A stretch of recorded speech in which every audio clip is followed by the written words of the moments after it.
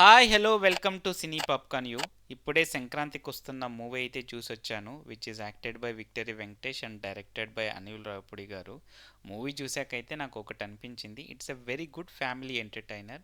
ఈ పండక్కి ఫ్యామిలీతో వెళ్ళి హ్యాపీగా నవ్వుకొని చూసుకోవాలంటే ఈ మూవీకి అయితే ప్రిఫరెన్స్ ఇవ్వచ్చు. ఈ సంక్రాంతికి వచ్చిన మూడు movies game changer, Daaku Maharaj and సంక్రాంతికి వస్తున్నాం, మూడు డిఫరెంట్ టైప్ ఆఫ్ జానర్స్లో వచ్చినవే. సో ఒక్కొక్క సెటప్ ఆడియన్స్కి ఒక్కొక్క టైప్ ఆఫ్ మూవీ అయితే నచ్చుతుంది, but large number of family ఆడియన్స్కి అయితే సంక్రాంతికి వస్తున్న మూవీ అయితే నచ్చుతుందని అనుకుంటున్నా. ఇంకా అనిల్ రావిపూడి గారి రైటింగ్కి వస్తే ఆయన రైటింగ్ చాలా బాగుంది.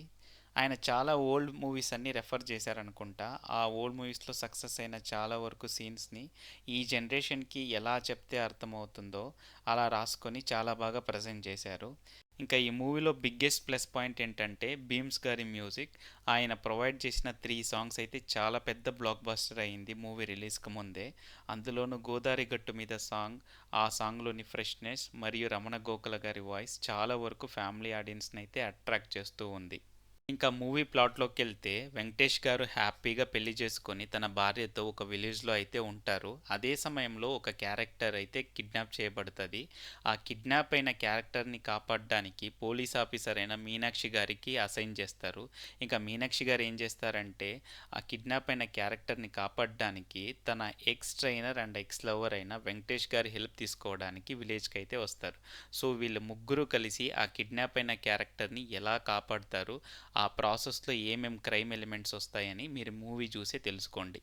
నాకు ఫస్ట్ హాఫ్లో అయితే వెంకటేష్ గారి అబ్బాయిగా ఒక అబ్బాయి అయితే హ్యాక్ చేశాడు. ఆ అబ్బాయి పర్ఫార్మెన్స్ అయితే చాలా బాగుంది. తను చేస్తున్న పర్ఫార్మెన్స్కి నవ్వుతూనే ఉన్నాను. ఇంకా హీరోయిన్స్ అయిన ఐశ్వర్య రాజేష్ అండ్ మీనాక్షి గారి పర్ఫార్మెన్స్ అయితే చాలా బాగుంటుంది. వెంకటేష్ అండ్ ఈ ఇద్దరు హీరోయిన్స్ మధ్య వచ్చే కామెడీ సీన్స్ అయితే చాలా బాగుంటాయి. వాళ్ళ ముగ్గురు మధ్య వచ్చే ఎమోషనల్ సీన్స్ కానీ కామెడీ సీన్స్ కానీ చాలా బాగా వర్కౌట్ అయ్యాయి.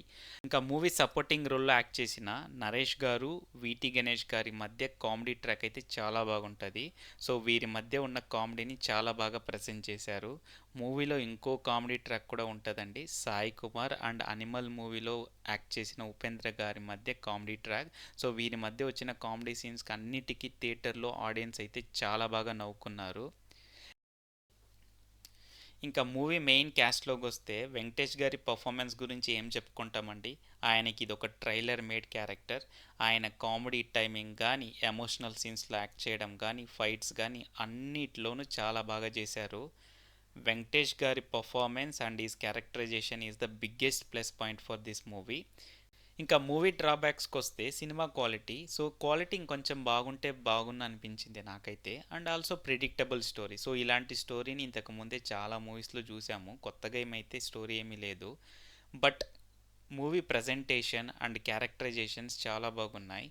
సో ఈ పండక్కి ఫ్యామిలీతో ఎంజాయ్ చేయాలనుకుంటే it's a very good movie and you can go and watch with your family and enjoy the festival. That's the review guys. ఈ వీడియో మీకు నచ్చితే please do like, share and subscribe to cine popcorn you and hit the bell icon for more updates. Thanks for watching the video. Cine popcorn you signing off.